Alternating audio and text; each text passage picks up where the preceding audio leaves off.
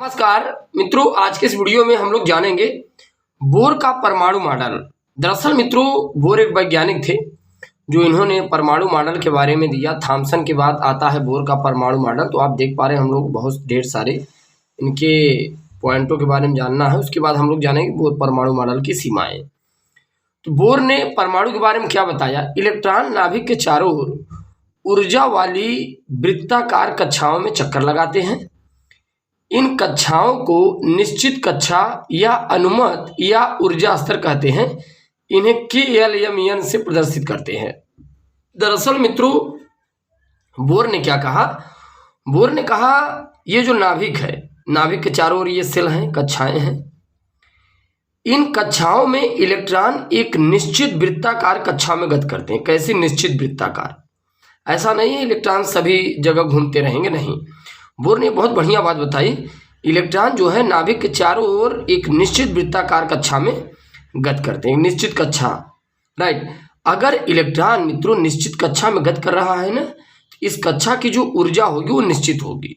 इस कक्षा की मित्रों जो ऊर्जा होगी क्या होगी? निश्चित होगी, राइट।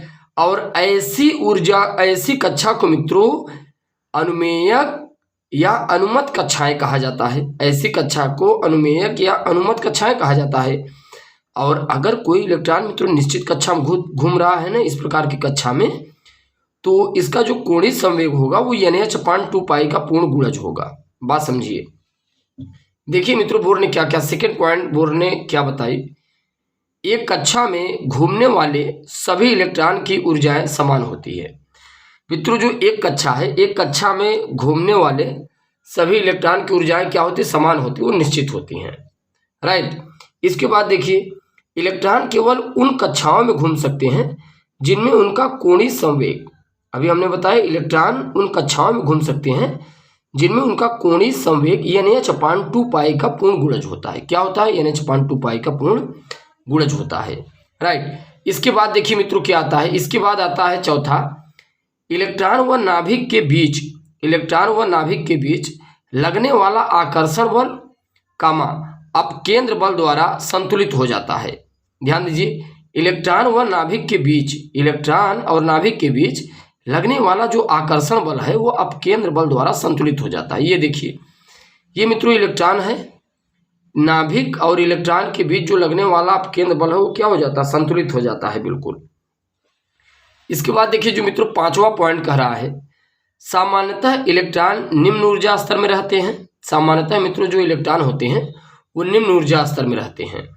फिर देखिए, परमाणु की इस अवस्था को उसकी मूल अवस्था कहा जाता है।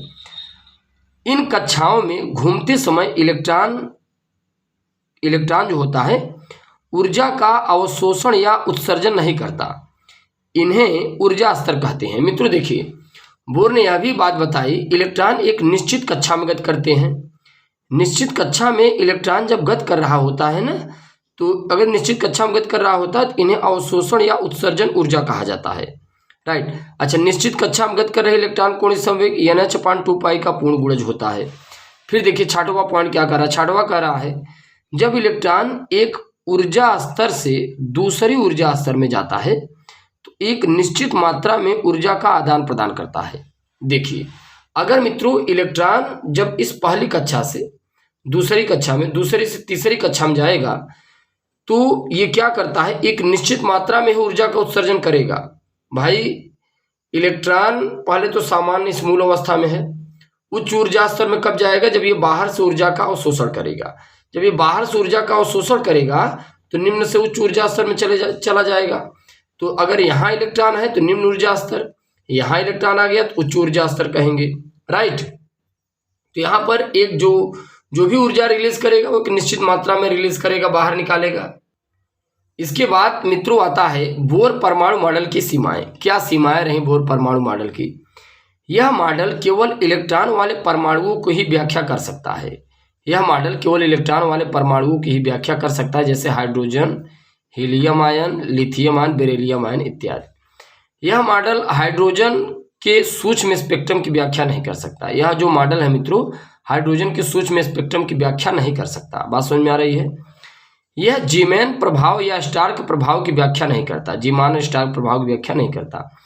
मित्रों, जब किसी परमाणु से उत्सर्जित ऊर्जा को अगर चुंबकीय क्षेत्र में प्रवाहित करेंगे तो जो रेखाएं मिलेगी उसे जीमान प्रभाव, विद्युत के क्षेत्र में प्रवाहित करेंगे जो रेखाएं मिलेंगी स्टार्क प्रभाव। यह आबंध निर्माण की व्याख्या नहीं करता, यह इलेक्ट्रॉन की द्वैतीय प्रकृति की व्याख्या नहीं करता, यह मॉडल हाइजेनबर्ग के अनिश्चितता सिद्धांत की व्याख्या नहीं करता। हालांकि द्वैतीय प्रकृति हाइजेनबर्ग, राइट, इसकी हम बात एक वीडियो बनाएंगे तो वहां पर हम इन दोनों के बारे में आपको अच्छे तरीके से समझाएंगे। अगर आप चैनल पर नए हैं, चैनल को आप सब्सक्राइब कीजिएगा। जय हिंद, जय भारत।